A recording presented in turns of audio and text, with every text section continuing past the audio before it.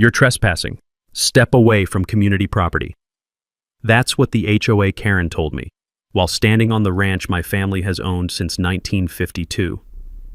I'd just returned from an 18-month Army deployment, dust still on my boots, duffel bag in the back of my pickup. I pull up to the gate of my family's 200-acre ranch, and a spotless white Mercedes is blocking the entrance. She's already on the phone with 911. "Officer, there's a man refusing to leave our property." Sirens started echoing down the valley. I walked toward her holding the original deed my grandfather filed decades before her entire subdivision even existed. She kept smiling, confident, certain I was about to be arrested.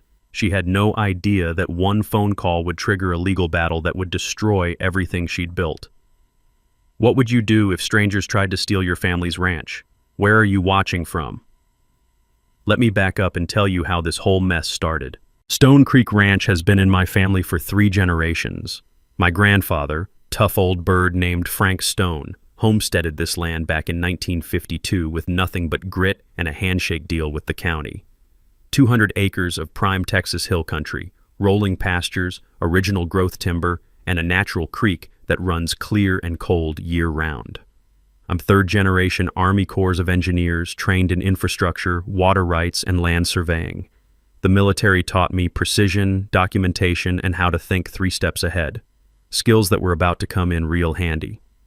The ranch isn't just pretty scenery. We run cattle, host the county fair every summer, and my workshop has pulled more neighbors out of mechanical trouble than I can count. When Mrs. Rodriguez's tractor broke down during harvest, guess who spent his weekend fixing it for free? When the Hendersons needed hay after that drought in 2019, guess whose barn doors stayed open? But 3 years ago, everything started changing. Bradley Whitfield's development company built Meadowbrook Estates, this luxury subdivision right next to our property line. Big houses, manicured lawns, and HOA rules thicker than a phone book. The houses sold fast to city folks wanting that country lifestyle without any actual country responsibilities. Karen Whitfield, Bradley's wife, made herself HOA president before the paint dried on the first house. 45 years old, former pharmaceutical sales rep, drives that white Mercedes like it's a weapon. She's got this way of using words like community standards and property values that makes your skin crawl. The trouble started small. Karen would drive by our fence line taking pictures. Then came the complaints to the county about our unsightly agricultural operations.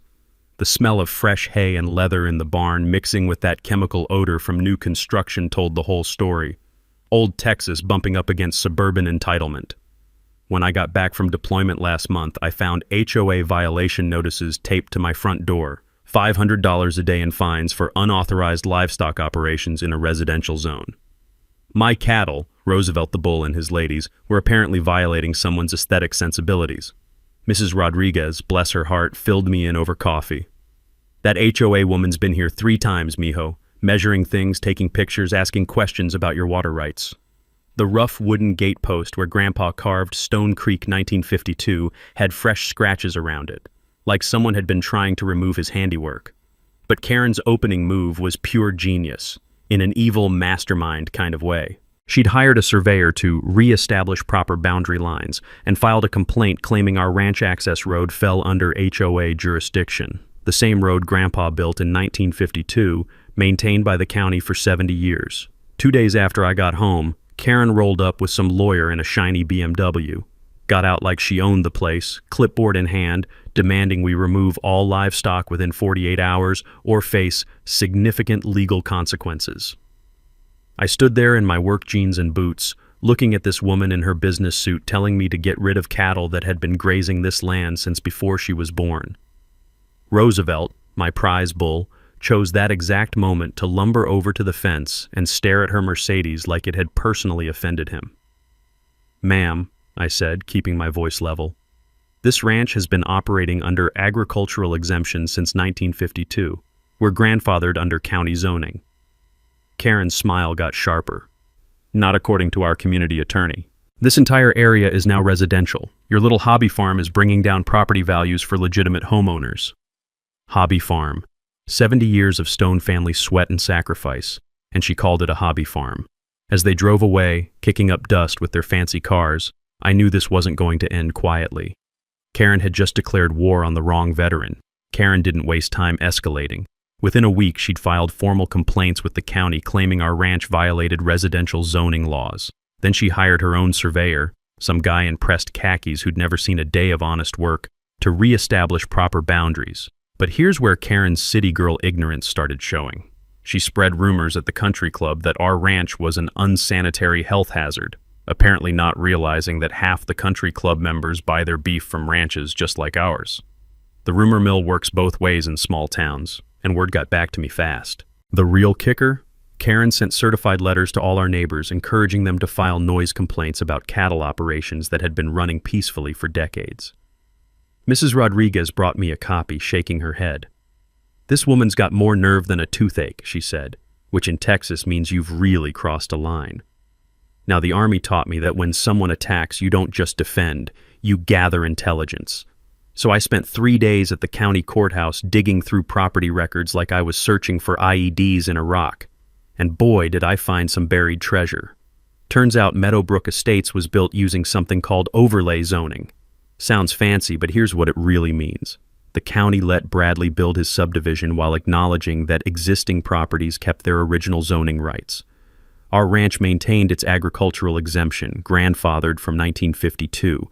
Karen's neighborhood was basically built around us, not over us. But the real bombshell was in the original county planning meeting minutes from 2019. Bradley Whitfield himself argued that keeping the ranch would add rustic charm and authentic character to the community. He literally used our ranch as a selling point to buyers, then sent his wife to harass us out of existence. I called Nolan McCarthy, our family attorney and a guy who's been fighting property battles since before Karen was born. Retired county prosecutor, knows where all the legal bodies are buried. When I showed him the documents, he started grinning like a kid on Christmas morning. "Son," he said, "you've got them dead to rights, but let's do this properly." We ordered a new professional survey using the original 1952 boundary markers. Iron pins Grandpa drove himself, still there after 70 years. The results were beautiful. Not only was our agricultural exemption rock solid, but Karen's precious community entrance with its fancy stone pillars and HOA signs was built 15 feet onto our property. 15 feet of illegal trespass, decorated with their own violation notices. I filed the trespass notice on a Tuesday. By Thursday, Karen showed up with a county inspector demanding an immediate cattle inspection. She had this satisfied look, like she was about to spring some trap. "Ma'am," the inspector said, looking confused as he reviewed our paperwork, "this ranch has been here longer than the county zoning office. Everything's in perfect order." Karen's face went through about 6 different shades of red. "That's impossible. Our attorney said—" "Your attorney was misinformed," the inspector cut her off. "Agricultural exemptions don't expire just because someone builds houses nearby." That's when Karen made her first real mistake. Instead of backing down gracefully, she got personal. "I don't care what some dusty old papers say. I won't have this neighborhood turned into some backwoods cattle operation. I'll make his life miserable until he sells." The inspector actually took a step back. Threatening harassment in front of a county official? That's admitting to a crime. But my favorite part of this whole mess was Roosevelt's reaction to Karen's car horn. Every morning, she'd drive by and honk, trying to spook the cattle, I guess. But Roosevelt, being a bull with opinions, would position himself right at the fence line and just stare at her Mercedes. Not aggressive, just judgmental. The neighbors started bringing coffee to watch the daily staring contest. Mrs. Rodriguez called it better than cable TV. Here's something most people don't know about property law. Agricultural exemptions don't just protect your right to farm, they actually give you special legal standing against harassment. When someone tries to force you off agricultural land using residential zoning rules, they're essentially attempting theft of protected property rights. The takeaway? Never assume new zoning laws override old property rights. Grandfathered protections often trump local ordinances. As Karen drove away that day, spinning her wheels and throwing gravel, I knew she was going to escalate again. The morning mist was rising from the creek, carrying that clean smell of wild mint and fresh water. It reminded me why 3 generations of Stones had fought to keep this place. Karen wanted a war? She was about to get one. Karen's next move proved she'd learned absolutely nothing from round 1. 2 weeks later, the HOA voted to improve community drainage by redirecting our natural creek flow. Their excuse? Ranch runoff was creating mosquito breeding hazards that threatened their children's safety. Pure garbage, but clever garbage. Karen had done her homework on environmental regulations and found a bureaucratic angle to attack us. She hired contractors to dig a diversion channel on HOA property, claiming it was preventive flood control. The sound of heavy machinery digging at dawn told me everything I needed to know about Karen's respect for neighborly courtesy.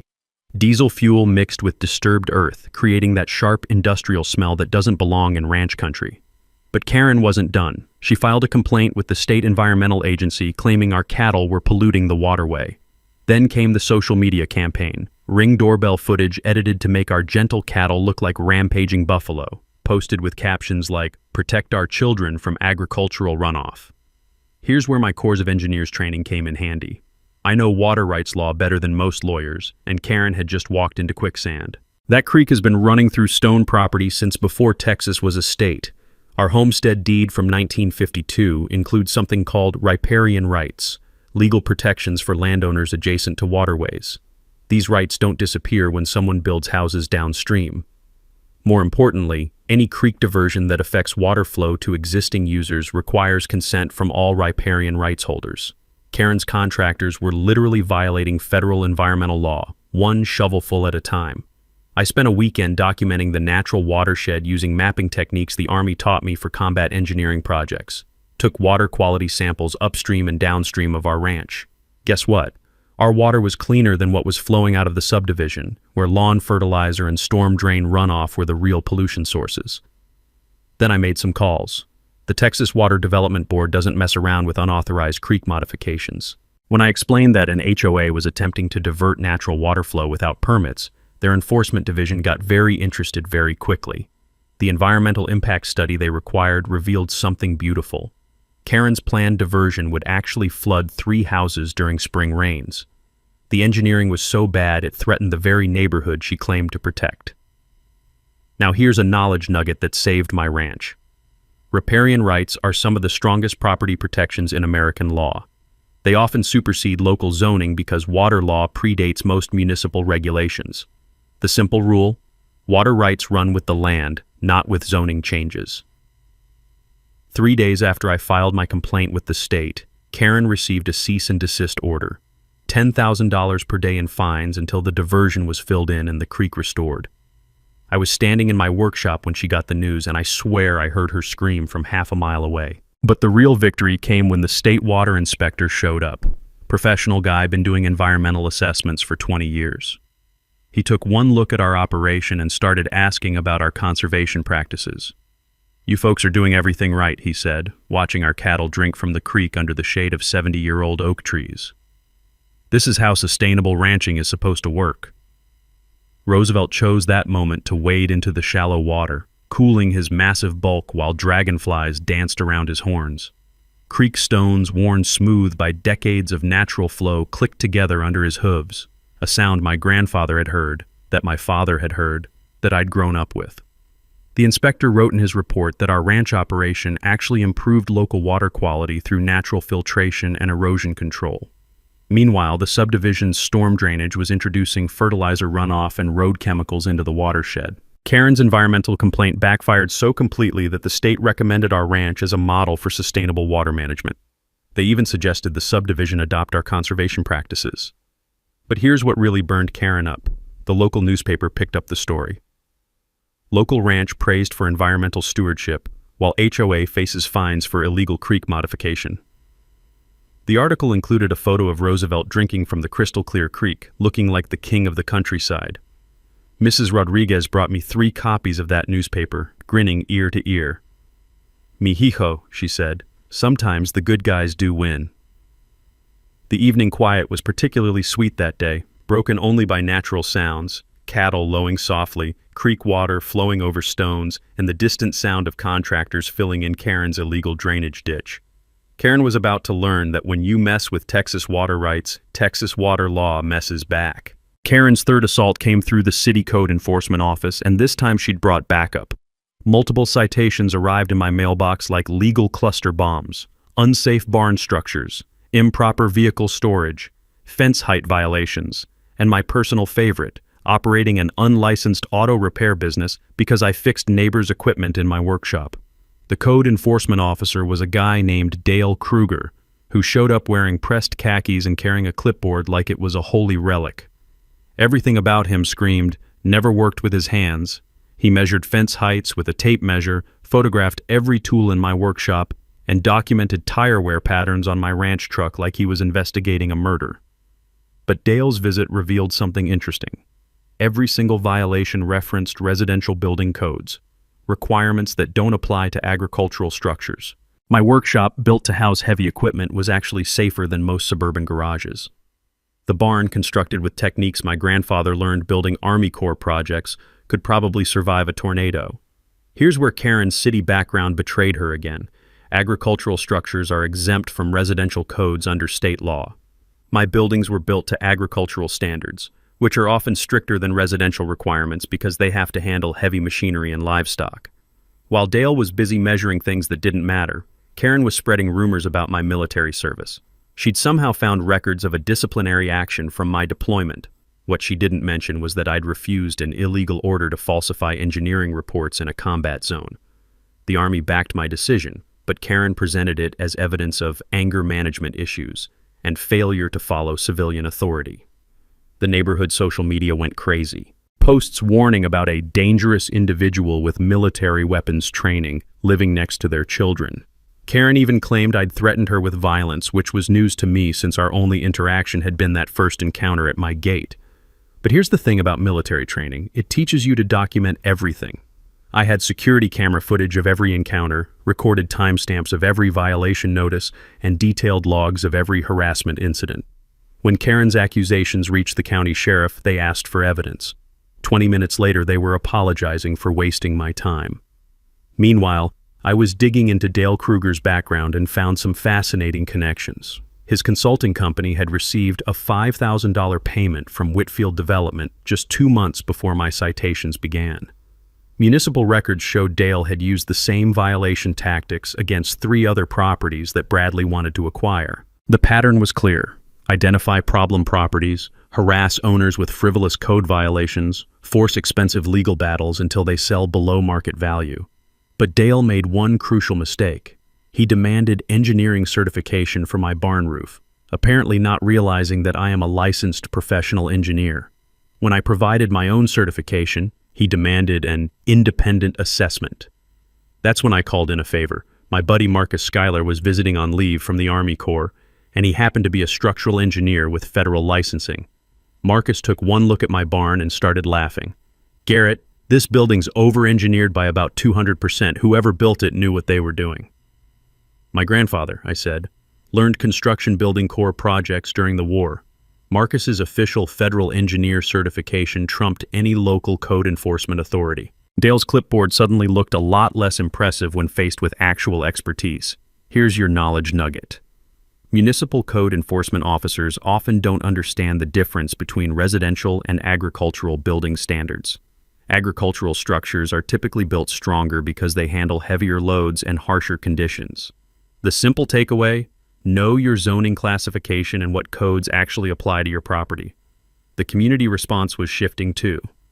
Mrs. Rodriguez organized what she called coffee clatch intelligence networks. Basically, neighborhood ladies sharing information about Karen's tactics. Turns out, Karen had approached the feed store owner trying to get ranch suppliers to boycott me.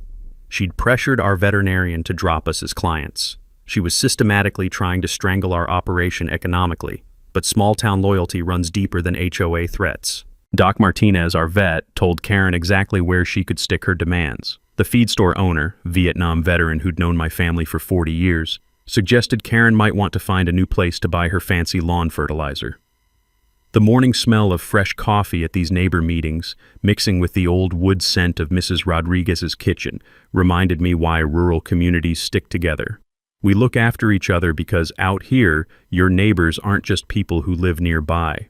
They're your lifeline when trouble comes calling. Karen was about to learn that attacking one ranch family meant taking on the entire community. 3 weeks into Karen's siege, I decided to dig deeper into our property history. Something wasn't adding up about how a subdivision got built so close to our boundaries without triggering easement disputes. So I drove to the state archives in Austin, requesting every document related to the original stone homestead. What I found changed everything. Grandpa's 1952 deed included a clause I'd never paid attention to. Mineral rights. Not just oil and gas, but gravel and stone quarrying rights to the entire property. Texas Hill Country is built on limestone, and quality building stone was valuable even back then. But the real bombshell was in the survey maps. The original Stone Creek Ranch included 25 acres that were never officially transferred to the county. Due to a clerical error in 1987, the county had sold land to Bradley's development company that they didn't actually own. Those missing 25 acres included the current HOA community center, the fancy entrance with its stone pillars, and half the subdivision's main road. Karen's HOA had built their entire common area infrastructure on land that still technically belonged to my family. I sat in that archive reading room surrounded by musty documents and the smell of old paper, trying to process what this meant. The county had sold property without clear title. Bradley's company had purchased land they couldn't legally obtain. And Karen's HOA had invested $800,000 in facilities on property they didn't own. Here's how title law works. You can't give what you don't have. When the county sold our 25 acres to Bradley using a quit-claim deed, they transferred only whatever ownership they actually possessed. Since they never legally obtained our land in the first place, Bradley got nothing. The technical term is defective title, and it invalidates every transaction that followed. Nolan McCarthy's reaction when I showed him the documents was priceless. This 70-year-old attorney actually jumped out of his chair and started pacing around his office like a prosecutor who'd just found the smoking gun. "Son," he said, "they're not just harassing you, they're living on stolen land." The financial implications were staggering. 25 acres of prime developed real estate worth approximately $2.4 million at current market rates. The HOA had unknowingly invested in improvements to property they'd never legally acquired. Their insurance policies were void because you can't insure property you don't own. More importantly, all of Karen's liens and violations against our ranch were legally meaningless. You can't encumber someone's property when you don't have legal standing to file complaints in the first place. But here's where it got really interesting. Texas law requires continuous property tax payments to maintain ownership claims. I drove straight to the county tax office and pulled records going back to 1952. Stone family had been paying taxes on all original acreage every single year, including the disputed 25 acres. The tax assessor, a woman who'd been there since dirt was invented, shook her head when she saw the documents. "Honey, this is the kind of mistake that keeps lawyers in business for generations. Your family never stopped owning that land. The county just forgot to tell anybody." This wasn't just a harassment case anymore. This was potentially systematic fraud involving a county government, a development company, and an HOA that had been illegally formed using defective property titles. I drove home thinking about irony. Karen had spent months trying to steal my ranch through legal harassment, never realizing she was living on land my family actually owned. Every violation notice, every fine, every threat had been coming from people with no legal authority to make them. Roosevelt was waiting at the gate when I got home, probably wondering why I looked like I'd swallowed the canary. "Big guy," I told him. "We just found our ace in the hole." The next morning, Nolan and I spread maps across my kitchen table like generals planning a campaign. Coffee brewing, legal documents everywhere, and the sweet smell of revenge in the air. "We've got two choices," Nolan explained. "Quiet title action to establish clear ownership, or nuclear option. Demand immediate removal of all HOA structures from your land." I chose option 3. Force a public hearing where every dirty trick would be exposed under oath, with media present. Karen wanted a fight? Let's give her one she'd never forget. The plan was beautiful in its simplicity. File for quiet title action with the county, requesting a public hearing to resolve the boundary dispute. Force Karen's HOA to defend their legal standing while knowing they had none. Meanwhile, document every harassment incident until we had enough evidence to destroy them in court. But I wanted insurance. A physical demonstration that would make the property dispute impossible to ignore. Using my Corps of Engineers background, I designed controlled access barriers for the disputed entrance, temporary structures that looked permanent but could be removed quickly if needed. The barriers served dual purposes. They'd block HOA access during their next community meeting, and they'd force acknowledgement of the property dispute. When Karen called police, they'd have to investigate the underlying ownership question. Mrs. Rodriguez became our unofficial intelligence coordinator. Her kitchen turned into mission control, with neighborhood ladies providing real-time updates on HOA activities. The smell of fresh tortillas and strong coffee fueled our planning sessions.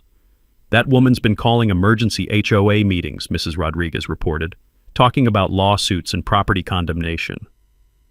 Perfect. Let Karen dig her hole deeper. Meanwhile, I was building our legal case systematically. Professional surveyor confirmed the boundary discrepancies using original 1952 iron markers. Environmental engineer documented that our ranch operations actually improved local water quality. 3 expert witnesses ready to testify about agricultural exemptions, water rights, and property law. But the most important piece was community support. I discovered that most HOA residents had no idea their property titles were defective. When I quietly approached 3 reasonable board members, they were horrified to learn about the legal problems. Here's something most people don't understand about HOA law. Boards have fiduciary responsibility to protect homeowner investments. When leadership pursues personal vendettas that threaten property values, they can be held personally liable for damages. The simple rule: HOA boards must act in community interest, not personal interest. Secret meetings in my workshop revealed that even some HOA members wanted Karen removed. Her extremist tactics were embarrassing the neighborhood and creating legal liability for everyone. They were ready to support reasonable resolution if it protected their home investments. I spent evenings teaching neighbors about property law basics, how to research deed records, understand zoning classifications, verify boundary lines. Knowledge is power. And an educated community couldn't be manipulated by Karen's legal theater. The media strategy was crucial. Local newspaper interested in "government error creates property rights conflict" angle framed the story as innocent homeowners caught in bureaucratic mistake, with me as problem solver rather than problem creator. Channel 12 News loved the David versus Goliath narrative. Veteran family ranch threatened by suburban HOA expansion. They scheduled coverage for the county hearing, guaranteeing public scrutiny of the proceedings. But the best part was psychological warfare. I studied Karen's pattern. She escalated when publicly challenged, always doubling down instead of backing down. The county hearing would give her rope to hang herself with. Technical preparations included GPS mapping of exact disputed boundaries, engineering assessments of all structures built on our land, and detailed financial analysis of damages caused by the harassment campaign. Legal documents were ready: proposed settlement agreement offering fair ground lease to HOA, revised property deeds establishing clear boundaries, and yes, countersuit papers if Karen wanted to keep fighting. Contingency plans covered every scenario. If Karen tried sabotage, criminal charges were ready to file. If Bradley attempted legal intimidation, we had evidence of systematic fraud. If the HOA tried emergency action, injunctions were prepared. The workshop became our war room, maps covering every wall surface, evidence organized in military precision. Late-night planning sessions with the smell of motor oil and legal briefs, probably the first time those 2 scents had mixed. 2 weeks before the hearing, I implemented the physical demonstration. Professional installation of temporary barriers blocking HOA entrance with clear signage, disputed property, legal resolution pending. Karen's reaction was predictable and perfect. Emergency police calls, threatened lawsuits, media interviews claiming illegal blockade of community property. Exactly what we wanted. Every outburst documented, every threat recorded, every illegal claim preserved for court testimony. The neighbors started calling it Operation Checkmate.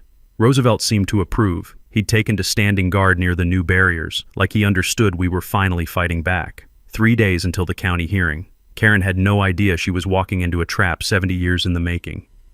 With the county hearing looming, Karen abandoned all pretense of legal harassment and went full scorched earth. Her desperation was showing, and desperate people make stupid mistakes. First came the social media blitz. Karen created fake profiles to flood neighborhood apps with posts about dangerous military extremist threatening community safety. Edited photos made our ranch look like an environmental disaster, cattle appearing malnourished, facilities seeming run down. The problem with fake social media campaigns? Digital forensics can trace everything. Same IP address, similar writing patterns, identical posting schedules. Karen might have been good at pharmaceutical sales, but she was terrible at cybercrime. Then she targeted our business relationships.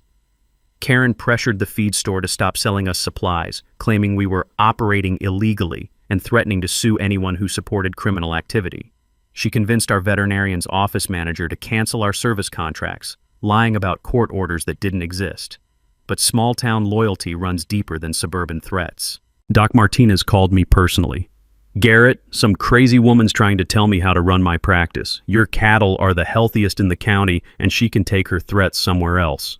The feed store owner, Vietnam veteran Charlie Rodriguez, Mrs. Rodriguez's husband, had an even better response.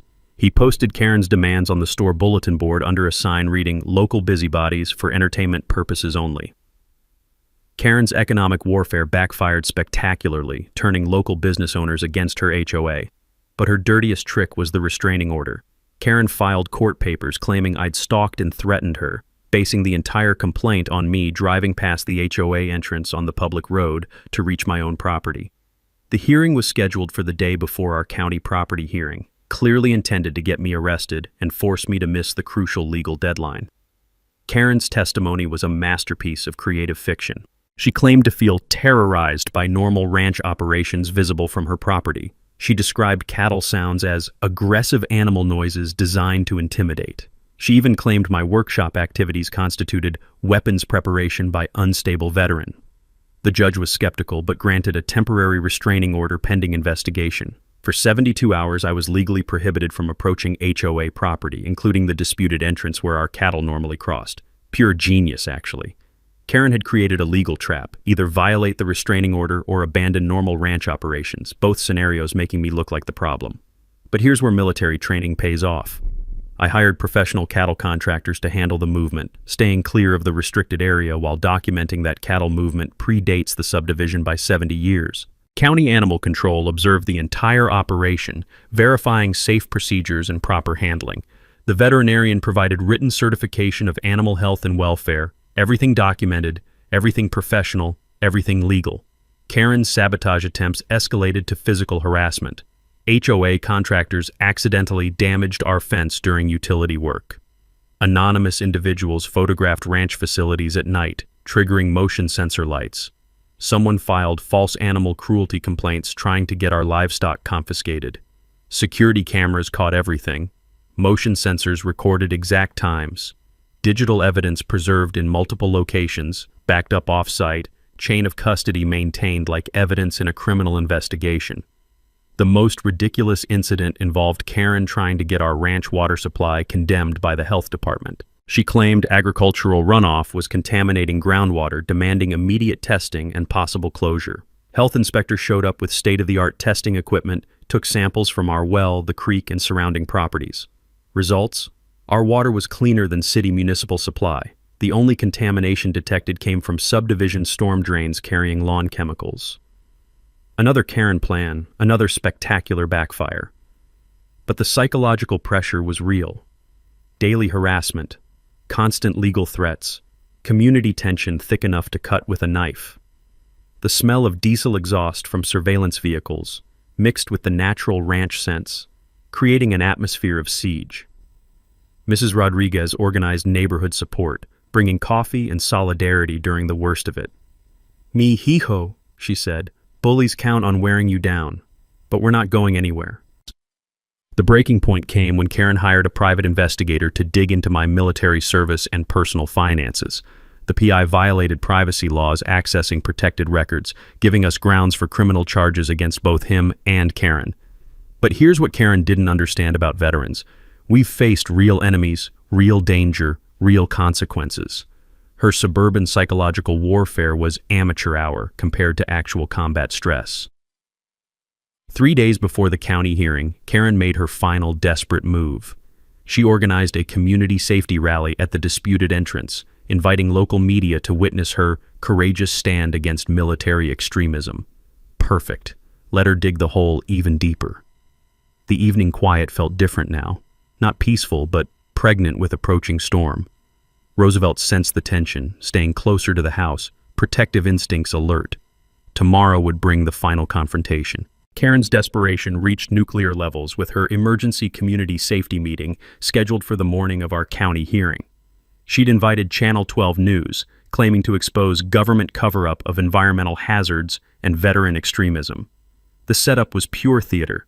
HOA community center packed with suburban residents, concerned parent talking points printed on official letterhead, and Karen positioned at a podium like she was running for office.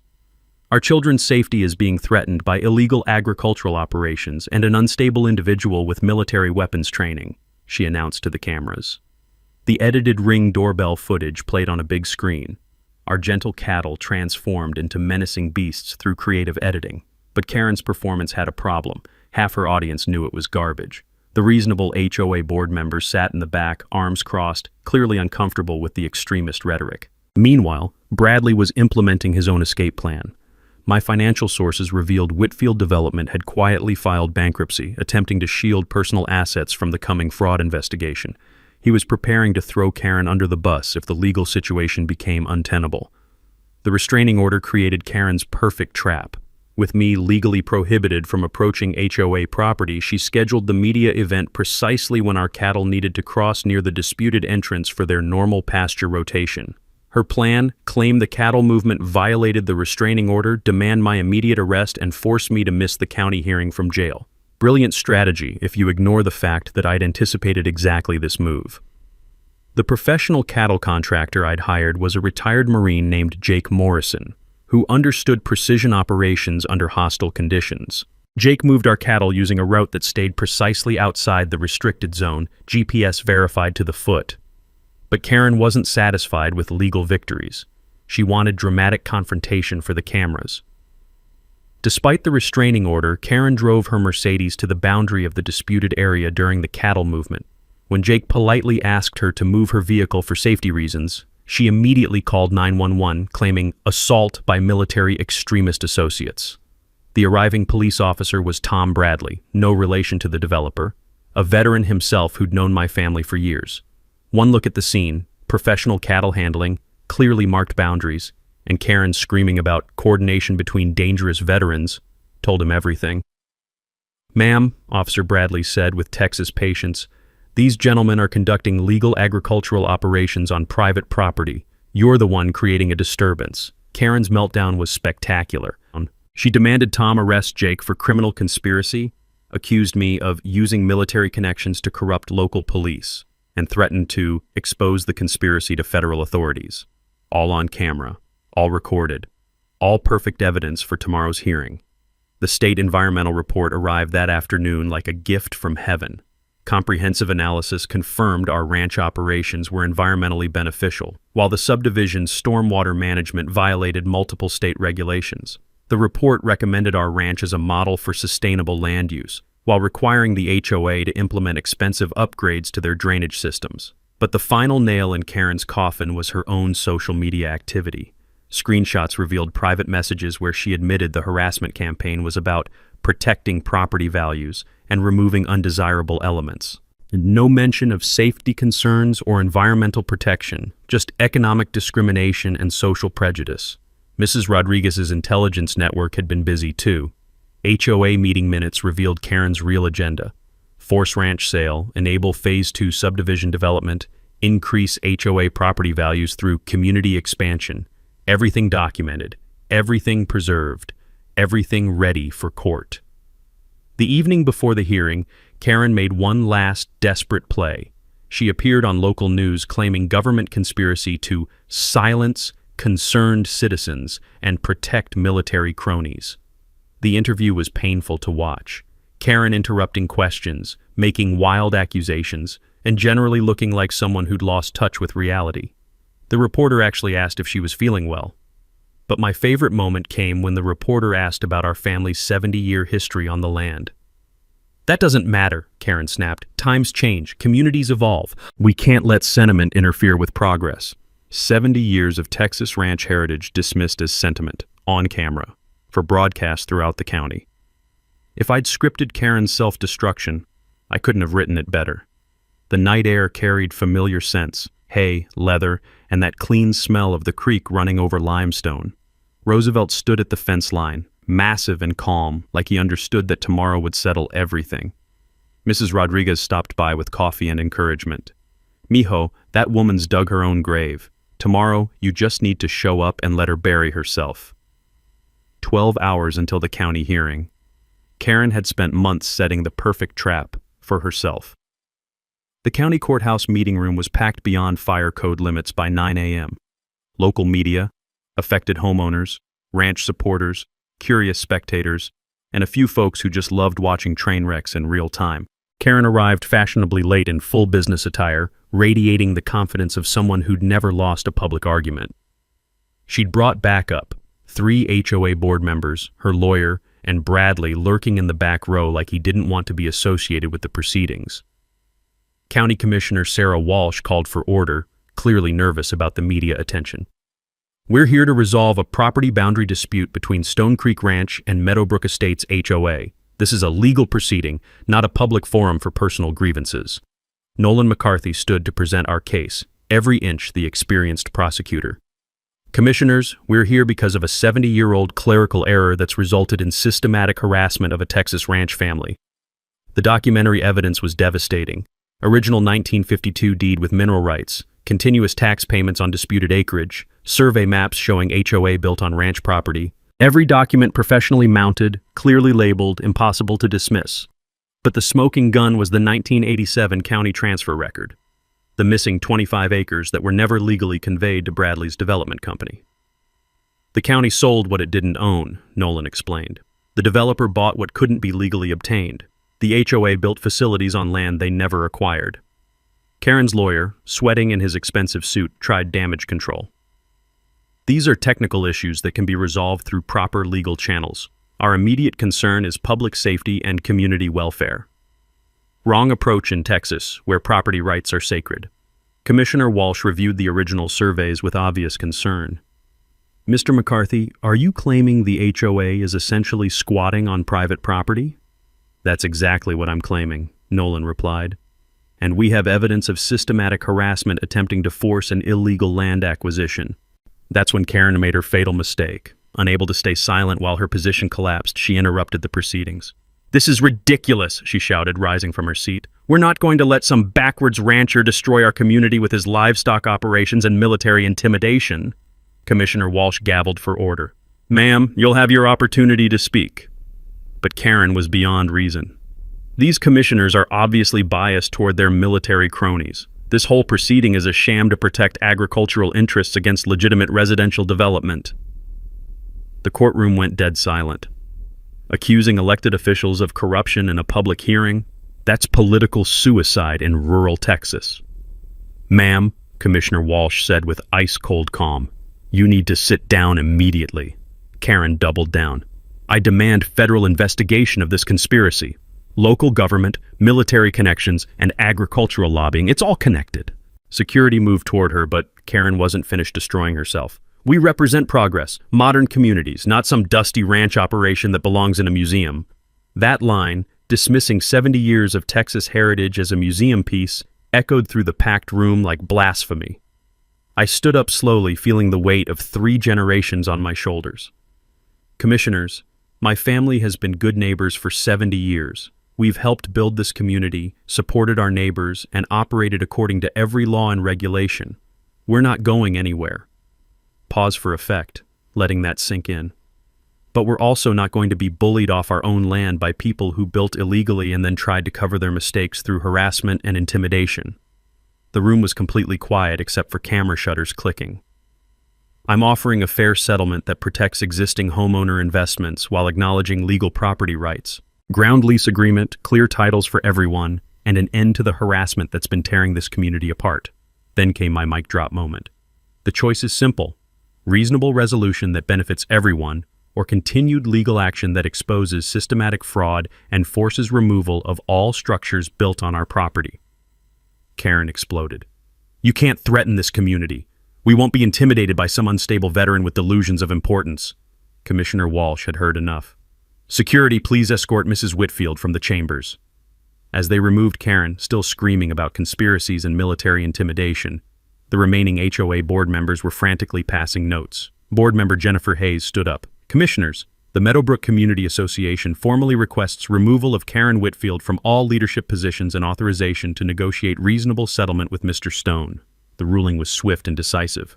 The county found Stone Creek Ranch held clear title to the disputed 25 acres. All HOA liens against ranch property were declared void. The illegally formed HOA had 90 days to dissolve and reform under proper legal structure. Karen's harassment campaign had accomplished exactly the opposite of its intended goal: justice, Texas style. 6 months later, you wouldn't recognize Meadowbrook Estates. The new Meadowbrook Community Association dissolved within 30 days and reformed with Jennifer Hayes as president. Karen and Bradley quietly divorced and left town, him facing criminal fraud charges, her too embarrassed to show her face at the country club. The ground lease agreement we worked out became a model for rural-suburban cooperation. HOA residents got clear property titles, the community association paid fair compensation for land use, and ranch operations continued undisturbed. Property values actually increased because of the agricultural zoning stability. But the real transformation was social. Our first annual Harvest Festival drew 300 people: HOA families, longtime ranchers, and everyone in between. Mrs. Rodriguez organized the food trucks, Roosevelt got his own petting zoo section, and Channel 12 ran a feel-good feature about community healing through cooperation. The legal aftermath delivered its own justice. Bradley pleaded guilty to real estate fraud, receiving 3 years probation and hefty fines. The code enforcement officer was fired for conflict of interest violations. 3 other families recovered their stolen land through similar legal actions. Karen, last I heard, she was working retail in a strip mall outside San Antonio. Apparently, small-town politics weren't as easy to manipulate as pharmaceutical sales territories. The ranch itself underwent a renaissance. Settlement money funded workshop expansion, improved cattle facilities, and a conservation easement protecting the creek watershed forever. Sarah Schuyler, the veterinarian who stood by us during the harassment, accepted my marriage proposal last Christmas. The wedding's planned for next fall, with Roosevelt serving as honorary ring bearer. Here's what most people don't realize about property law battles. They're not really about land. They're about respect, community, and the right to exist without harassment. When someone tries to steal your heritage through legal intimidation, you're fighting for every family that's faced similar threats. The practical lessons were invaluable. I taught a workshop at the county extension office about property rights research. 43 people learned how to verify deed records, understand zoning classifications, and protect themselves from HOA overreach. Knowledge is the best defense against bureaucratic bullying. Environmental improvements exceeded everyone's expectations. Our creek restoration project created a model watershed that neighboring counties study for sustainable development practices. The conservation easement ensures clean water for generations while demonstrating that agriculture and environmental protection can coexist. But the most satisfying outcome was social. The Stone Creek Agricultural Scholarship sends 2 local kids to college annually, funded by lease payments from the Community Association. This year's recipients are studying agricultural engineering and environmental science, exactly the skills rural communities need. Mrs. Rodriguez, now honorary ranch grandmother, teaches traditional cooking classes in our new community kitchen. Her tamales have become legendary at local events, and she's training the next generation of neighborhood cooks. The broader impact rippled through rural Texas. Counties updated their title verification procedures. Real estate developers face stricter oversight. HOAs can't simply declare agricultural operations incompatible without legal standing. 3 ranch families approached me for legal consultation after facing similar harassment. Armed with our legal precedent and documentation strategies, they resolved their disputes quickly and favorably. Roosevelt, now 9 years old and still the king of his domain, has become something of a local celebrity. Tourists stop by to photograph the famous bull who stared down the HOA. He seems to enjoy the attention, posing patiently for selfies with visiting children. The workshop where this all started hosts monthly community meetings now. Former enemies work together on watershed protection, emergency preparedness, and supporting local agriculture.